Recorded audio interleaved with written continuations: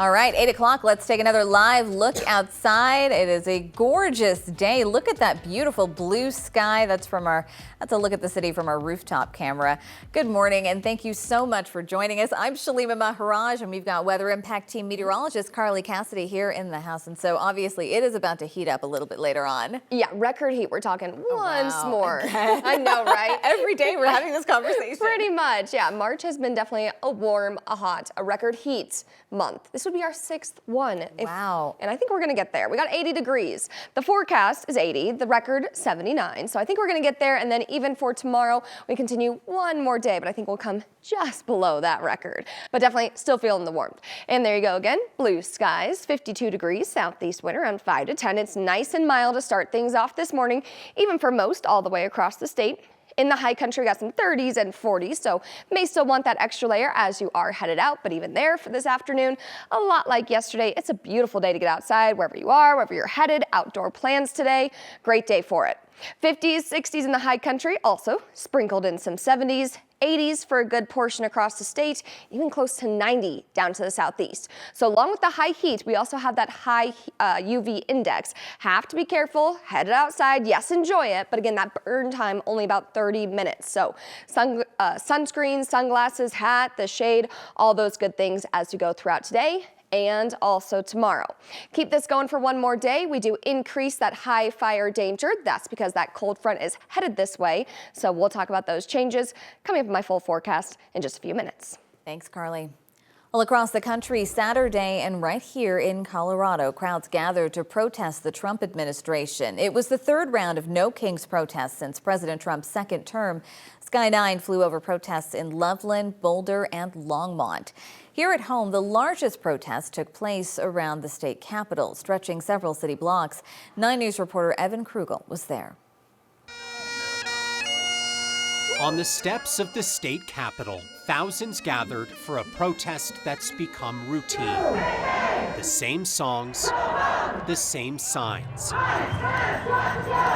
and many of the same people. I've been to the last two. I wouldn't miss it. But in this crowd, This one feels a lot different. there were new faces like Raul Tapias. I've never been to a protest. It's the first protest I've been to. I just felt like my presence here would matter. My presence here would matter as a Native American, as a gay veteran, just as a U.S. citizen. You know, my presence here matters. And Raul wasn't the only first-timer here. You got that right. All right. Stuart Bernhardt waited 85 years to learn his first protest song. No, Stuart served in the Navy during the Cuban Missile Crisis and says recent events in Iran and at home pushed him to speak out for the first time. the government should not be going to war without telling the people where the hell we're going. It's like having a leader that doesn't know what he's leading. I am angry about the immigration. Immigrants are good people. Better than 99% of them are hardworking, pay their taxes, and get kicked in the by the billionaires. Stu was ready for his first rally. I bought 3 bottles of water and 4 big cookies, store-bought cookies.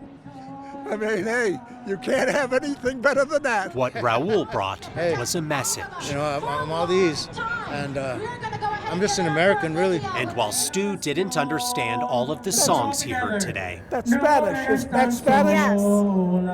I don't speak a word of it, that's why.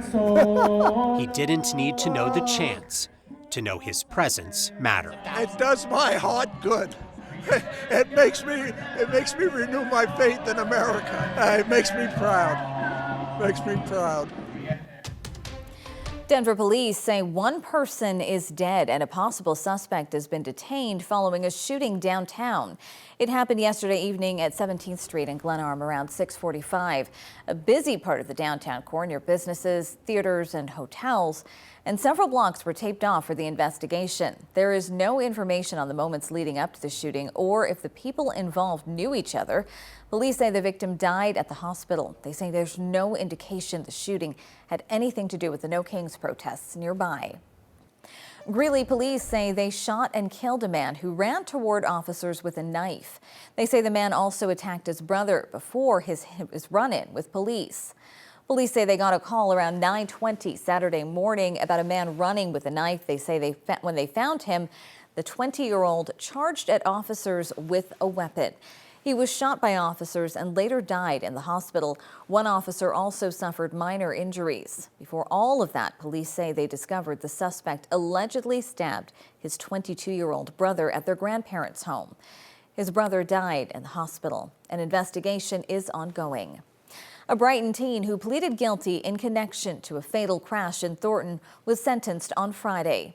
Court records show 19-year-old David Mendez Reyes was sentenced to 7 years in the Department of Corrections. In 2025, when he was 18, he was believed to be driving around 115 miles per hour while drunk and high. He hit another driver, Christian Santamaria, who died at the scene. Santamaria was a father of 8. He was described by people who knew him as a devoted father and beloved friend. If you come and you bring energy, we'll bring entertainment. And boy, did they bring it. Yesterday was an historic day for Colorado sports, and fans shattered records as they packed the stands for Summit FC's inaugural home game at Mile High, proving Denver is hungry for women's professional soccer. More than 63,000 fans packed the stadium to watch the Summit take on Washington, and that beats the previous NWSL record by more than 20,000. Now, the game kicked off with fireworks and a flyover. Our 9 News photojournalist Amy Hunter brings us the sights and the sounds.